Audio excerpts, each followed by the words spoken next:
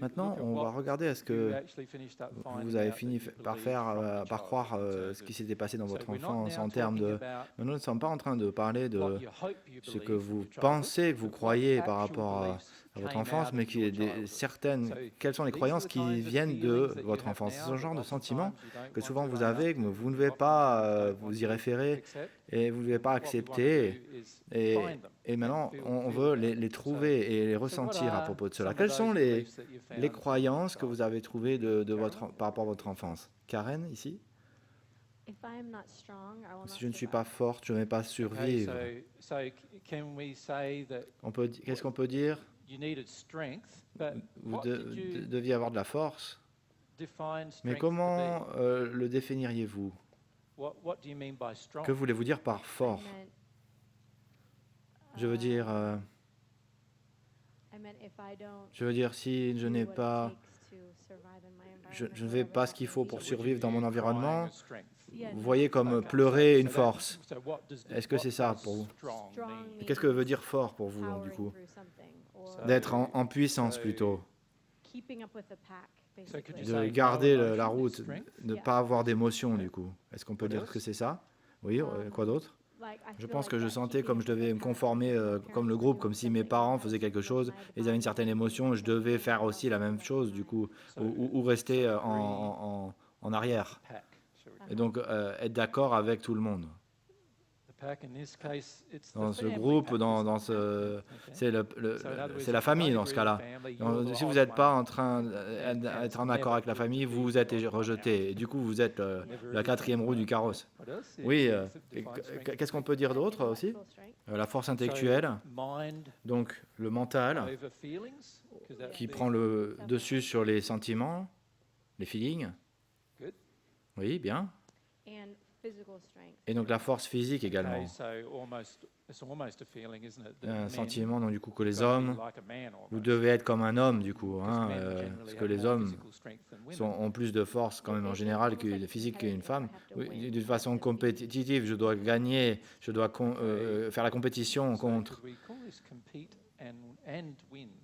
Donc on peut l'appeler ça de faire la compétition et gagner. Vous ne pouvez pas faire la compétition et perdre. Non, ce n'est pas le but. Vous devez faire la compétition et gagner. Et si vous ne gagnez pas, ne faites pas plus la compétition. Si vous savez que vous n'allez pas gagner, ne pensez même pas à y aller du coup. Ce qui arrive, donc si je ne suis pas parfait, je ne peux même pas commencer. Donc là, quelle est la définition de la perfection?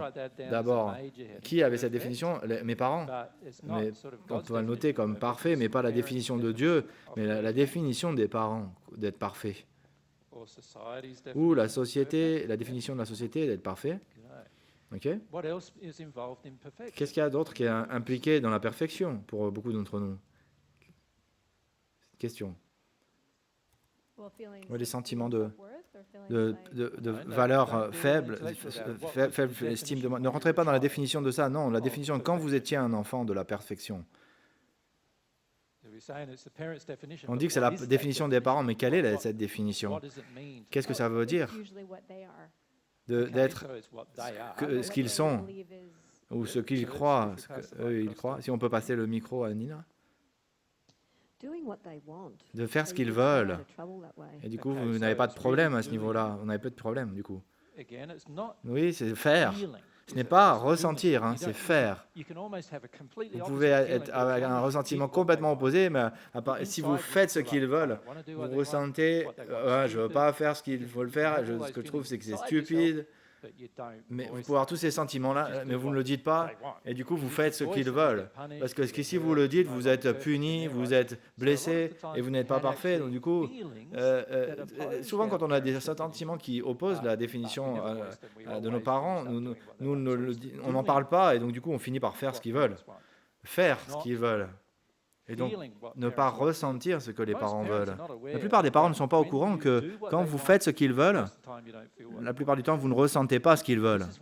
C'est pour ça que la majorité des enfants va peut-être nettoyer sa chambre, si les parents le veulent. Mais si les parents veulent arriver à la violence pour que ça se passe, l'enfant va finir par nettoyer sa chambre. Mais dès qu'il s'en va et il est tout seul, par lui-même, Ça restera, c'est le bazar. Et donc c'est la rébellion. Ils ne ressentent pas de nettoyer leur chambre. Ils n'ont pas le sentiment qu'ils veulent le faire. Ils ne ressentent pas l'estime personnelle qui est impliquée dans tout ce genre de choses.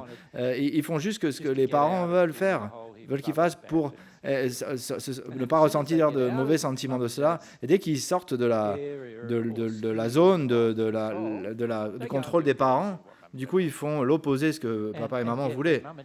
Quand papa et maman viennent les visiter, qu'est-ce qu'ils font? Vite, vite, ils nettoient tout et ils posent tout super. Et donc, du coup, si papa et maman arrivent, s'ils n'ont pas invité, oh là là, c'est une grande panique, du coup, parce que à cause de toutes les choses que vous avez faites, vous ne voulez pas qu'ils le voient. Oui.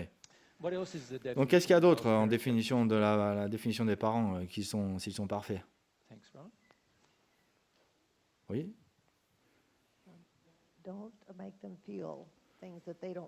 Ne leur faites pas sentir ce qu'ils ne veulent pas ressentir. Ne les faites pas ressentir des choses qu'ils ne veulent pas ressentir. En d'autres mots, les faire ressentir tout le temps bien. Parfait à vos yeux, c'est de rendre les parents, faire que les parents se sentent bien.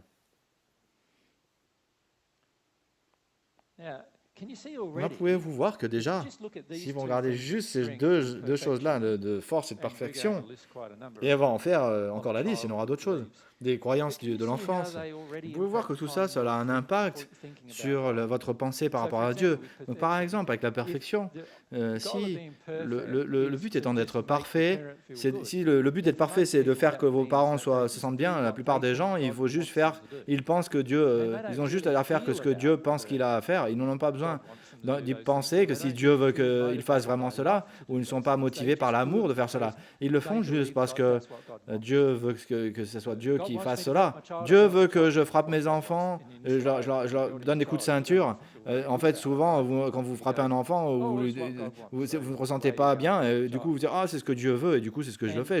Nous faisons cela parce que nous pensons que Dieu est la même chose que nos propres parents, et dans d'autres mots, que Dieu veut que vous soyez, que vous fassiez sentir bien Dieu. Est-ce que ça fait sens? Que Dieu veut que vous fassiez sentir bien Dieu, et c'est une croyance que vous avez. Reconnaissez cela. On regarde avec la définition des parents. Oui, et du coup, quelle est la définition de la perfection par rapport à Dieu? Et c'est ce qu'elle sera, ce qu'elle est, sans en le sentir, vraiment. On le fait juste. C'est pour ça que des gens sont attirés aux religions qui vont leur dire ce qu'ils doivent faire. Les religions disent obéissez aux 10 commandements. Du coup, j'obéis aux 10 commandements. Vous vous en fichez si la moitié des commandements sont à moitié pas justes. Vous obéissez juste aux 10 commandements. Et donc, d'ailleurs, c'est une description chrétienne basée sur le livre d'Exodus. Et si on obéit à les 10 commandements, et donc du coup, ce qu'on fait, c'est que on travaille ce que la perfection, on pense que Dieu est, et du coup, on fait ça, sans vraiment y penser plus. Et beaucoup d'entre vous, vous êtes toujours là, toujours sur le chemin de l'amour divin. Quand vous écoutez la vérité divine, Divine Truth, ce genre d'enseignement, maintenant, je dois changer, parce que la définition que Dieu est. Et maintenant, j'essaie de faire ça, sans le ressentir. Et donc, du coup, ce qu'on finit par faire, c'est que quand on écoute de nouvelles vérités, c'est qu'on échange de nouveaux comportements par rapport aux nouvelles vérités qu'on a appris. Les vrais sentiments en nous ne changent pas, c'est juste notre comportement qui change. Ça fait sens? C'est assez fréquent. Si vous regardez à ce genre de cette partie-là, aussi, d'être d'accord avec la plupart des autres. Et si, c'est un fait religieux, si vous n'êtes pas d'accord avec le groupe, en fait, ce qui est juste ou faux, ce qui se passe, c'est que qu'est-ce qui se passe dans la plupart des religions? Du coup, ils font exactement ce que la famille va faire, c'est vous rejeter complètement ou vous mettre un maximum de pression sur vous pour que vous vous reconformiez à cela. C'est ce qu'ils font. Ils n'honorent pas le fait que vous êtes autorisé à faire des choix ou des décisions différentes si vous le voulez. Et donc, du coup, c'est le mental au-dessus des ressentiments, parce que la religion est très favorable, la plupart des religions sont favorables à cela, malheureusement. N'est-ce pas? Ils essayent de vous convaincre que l'amour n'est pas un sentiment, que plutôt l'amour, ce n'est qu'une pensée, pour vous faire croire que qu'aimer, vous devez avoir le mental qui soit dominant en place. Et la plupart des religions sont dominantes au niveau du mental. Si on regarde la religion bouddhiste, la foi bouddhiste, c'est complètement au niveau du mental. Enlevez tous vos désirs, tous vos sentiments, et ce qu'on appelle l'ego, enlevez-le, qu'on appelle comme ça, et d'être juste dominé par votre mental, ou de rendre votre mental clair de tous ces problèmes-là. En fait, si vous regardez à toutes les autres pensées, elles sont très similaires à cela d'ailleurs. Ressentez votre mental avec tout un tas de croyances au lieu de vraiment travailler derrière l'émotion, la partie émotionnelle des choses. Et si vous regardez toutes les religions, chacune des religions de façon historique sont arrivées en guerre avec une autre de façon historique. Et c'est une indication du coup du niveau de compétition qu'ils ont les uns envers les autres. N'est-ce pas ? Au bout du compte. Ils sont tous juste en train de combattre pour convertir.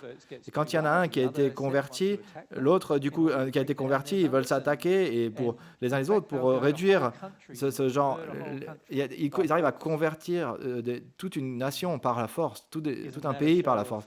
Est-ce que ça ne montre pas la force, la définition de la force par les parents? La définition de la force, c'est complètement l'opposé de cela. La définition d'être la perfection est complètement l'opposé de cela aussi, d'ailleurs.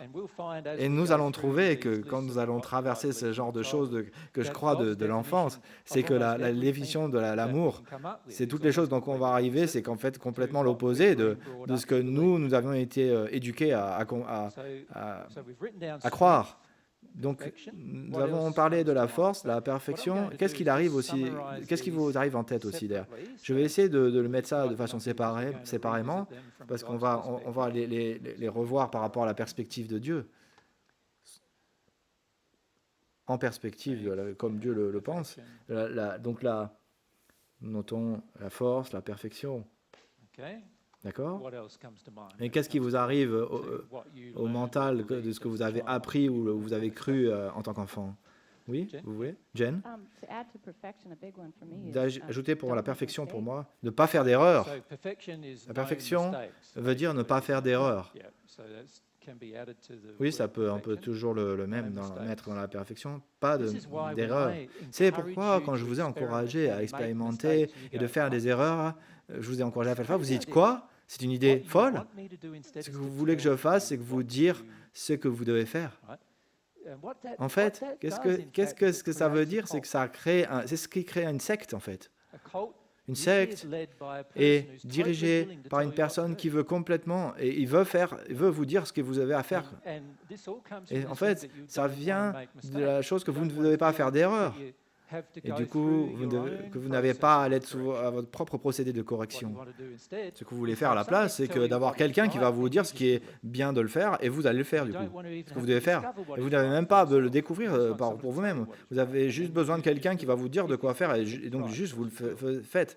Si vous pensez que c'est juste, évidemment, vous allez le faire. Et la plupart du temps, de façon automatique, nous pensons que c'est juste. Et nous pensons que ces gens, ils disent qu'ils sont en meilleures conditions que nous, ils sont connectés à Dieu, ils sont juste en train de parler à des esprits, mais ils ressemblent, et on dirait qu'ils sont en connexion avec Dieu. Donc du coup, ils sont comme ça, et donc je vais faire ce qu'ils ont à faire. Et s'ils nous disent de coucher avec 20 gars pour traverser nos problèmes sexuels, du coup, c'est ce qu'on fait. Et il y a beaucoup, malheureusement, de sectes qui disent, allez, vous avez un problème, il faut coucher avec sexuel, vous allez coucher à 20 ou 20 personnes. Ce n'est pas une façon de traverser vos problèmes sexuels. En fait, c'est la façon la pire, selon moi, de travailler vos problèmes sexuels. En fait, ils vous encouragent à le faire. Et vous le faites parce que vous avez tellement peur de votre propre opinion, qu'elle soit une erreur au départ. Donc du coup, vous assumez que quelqu'un qui va vous dire quelque chose, et d'autres, ce n'est pas une erreur. Donc c'est la partie de la perfection. Qu'est-ce qui vous vient à l'idée?